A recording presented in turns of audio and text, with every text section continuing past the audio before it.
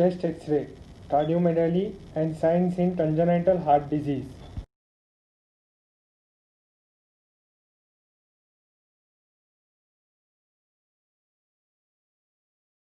Cardiomegaly. How to say cardiomegaly on chest X-ray? First, draw a straight line in the center following the spinous process of the vertebra. Then measure maximum distance to the right. Name it as A, as you can see on right side of the image. Then measure the maximum distance to the left. Name it as B. Then measure the maximum distance of the thorax and name it as C.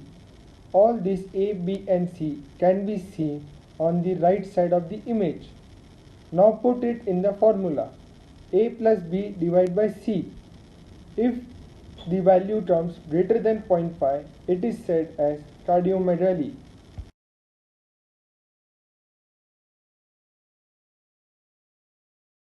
The right border of the heart is formed by SVC, right atrium and a small portion of inferior vena cava. The left border of the heart is formed by aortic arch, pulmonary artery, a small portion of the left atrium called as the left atrial appendage and left ventricle. In this lateral X-ray, right ventricle, pulmonary artery and aortic arch are anterior and left atrium and left ventricle are posterior. This is normal. This is a diagrammatic representation showing the position of the left atrium. The green arrow mark shows the left atrium.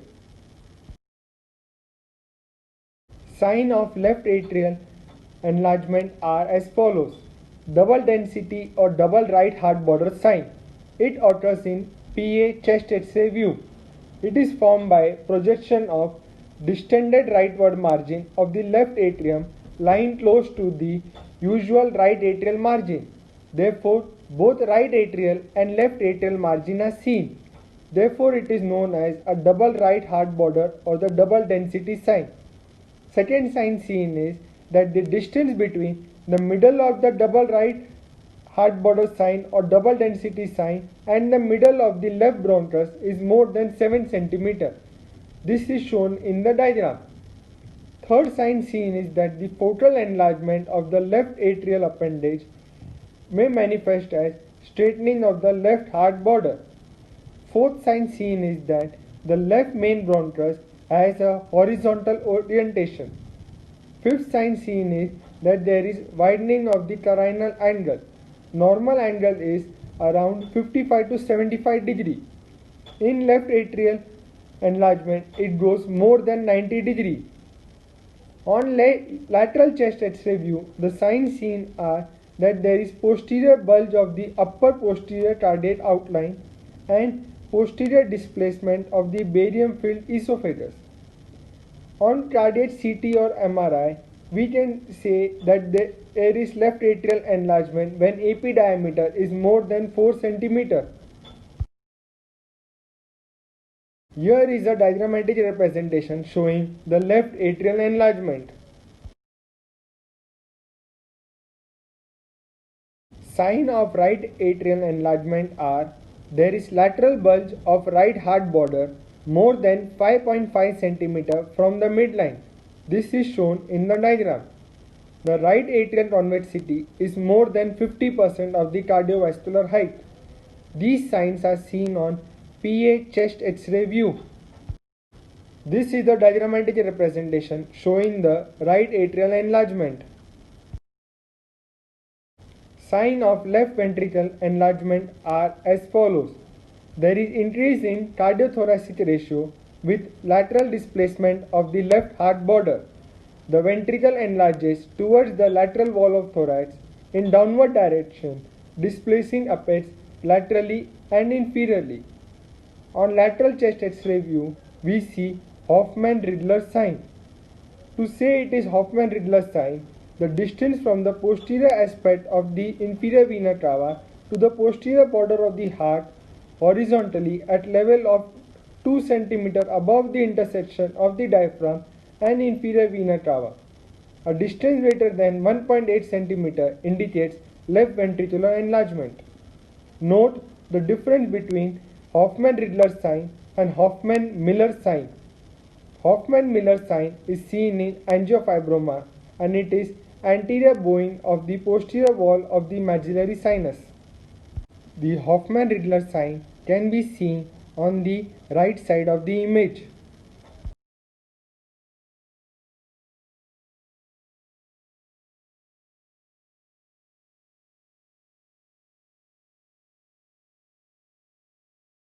This is the diagrammatic representation showing the left ventricular enlargement. In the image on right side below, we can see Hoffmann-Miller sign. Therefore, the two confusing terms Hoffmann-Ridler sign and Hoffmann-Miller sign should be kept in mind. Right ventricular enlargement. Signs are as follows. There is increased cardiothoracic ratio with lifting of the apex noted. On lateral chest X-ray view, the retrosternal space is encroached upon by the enlarged right ventricle. This is inferred by contact of the right heart border by more than 1/3 of the sternal height.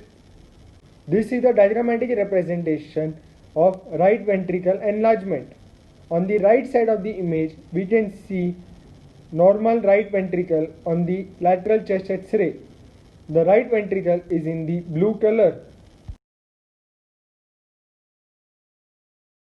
Here we can see all the 4 chamber enlargement signs: the right atrial enlargement, the left atrial enlargement, the right ventricle enlargement, and the left ventricle enlargement. Tetralogy of Fallot.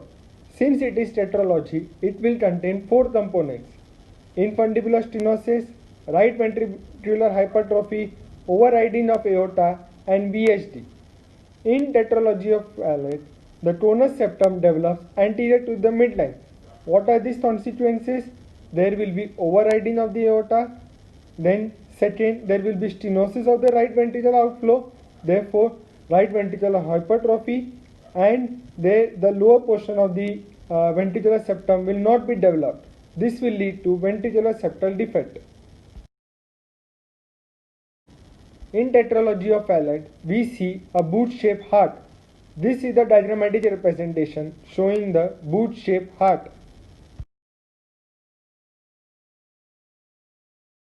The boot-shaped heart consists of certain characteristics. The boot-shaped heart is also known as Cour or Savon. These characteristics consist of uplifted cardiac apex. This uplifted cardiac apex is due to right ventricular hypertrophy. Second, there will be concave pulmonary bay. This will be due to pulmonary stenosis. Third, there will be prominent aortic knob. This is seen in the diagrammatic representation shown by 1, 2, 3 mark, and on the right side the chest X-ray showing the following boot-shaped heart. Therefore, the characteristics of boot-shaped heart should be remembered. Epstein anomaly. It is a cyanotic congenital anomaly. It is caused by downward displacement of the septal and posterior leaflet of the tricuspid valve into the right ventricle.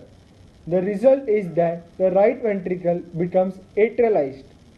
It is due to the mother taking lithium carbonate in pregnancy. Epstein anomaly has increased incidence of Wolff-Parkinson-White syndrome. It is the only congenital cyanotic malformation in which both aorta and pulmonary trunk are smaller than the normal.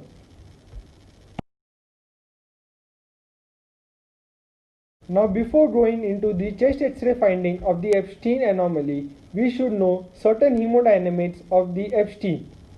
This will make us understand the chest X-ray finding clearly. In Epstein anomaly, there is downward displacement of the tricuspid valve into the right ventricle.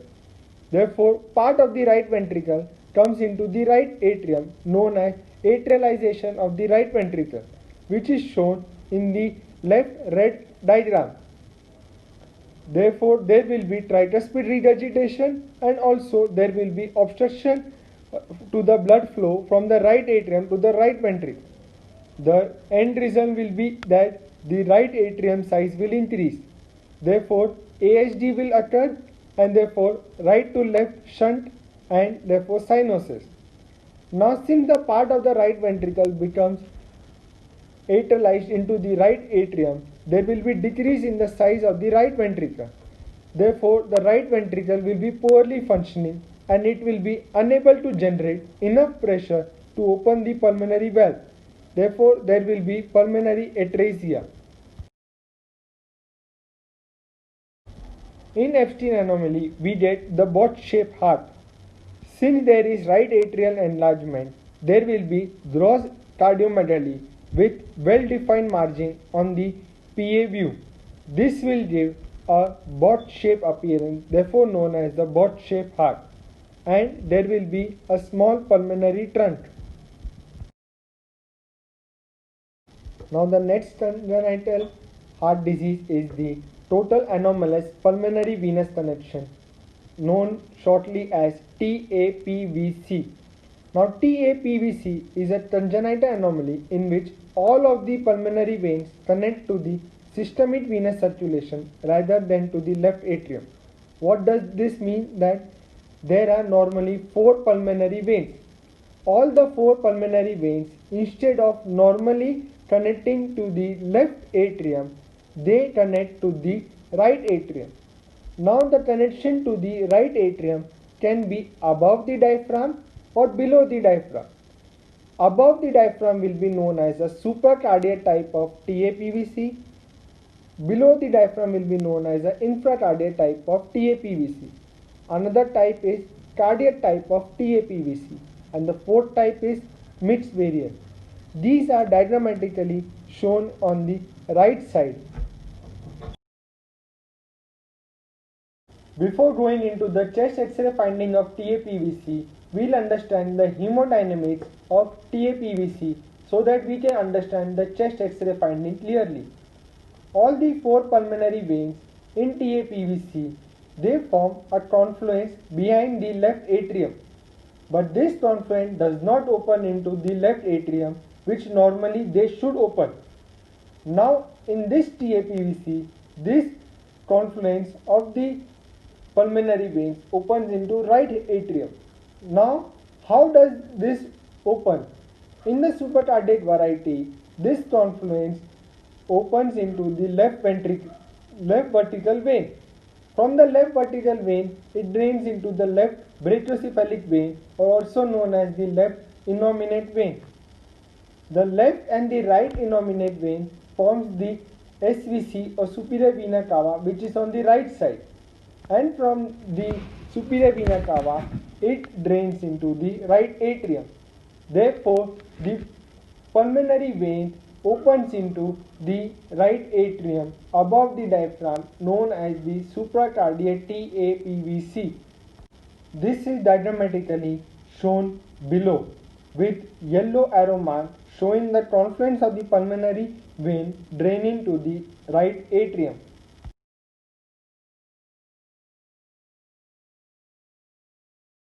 This is the diagrammatic representation showing how the pulmonary vein drains into the right atrium. Now because of this drainage pattern, only in supracardiac TAPVC we see a sign known as snowman heart sign or figure of 8 sign. Now how is this snowman heart sign formed? The head of the snowman heart sign is formed differently and the body is formed differently. Head is formed by prominent SVC on right side, left innominate vein in the midline and vertical vein on left side. Whereas body of the snowman appearance is formed by the heart, that is enlarged right atrium and the right ventricle. This is shown diagrammatically below.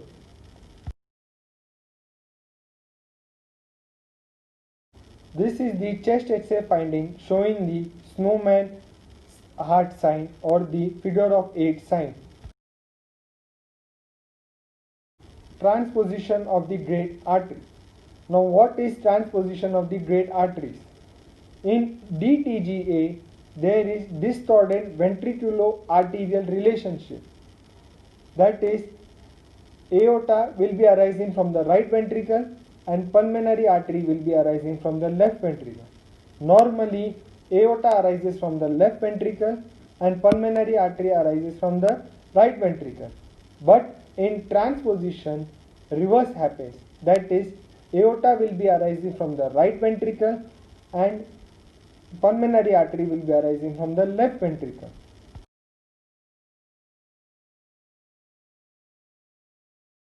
Because of this transposition, there will be parallel position of the great arteries and therefore narrow mediastinum. This will give a egg-on-string sign. Egg-on-string sign consists of following characteristics, that is, narrow mediastinum and the heart size may be normal or enlarged. This is the chest X-ray finding showing the egg-on-string appearance with normal mediastinum and the heart size which is enlarged. These are the signs in congenital heart disease.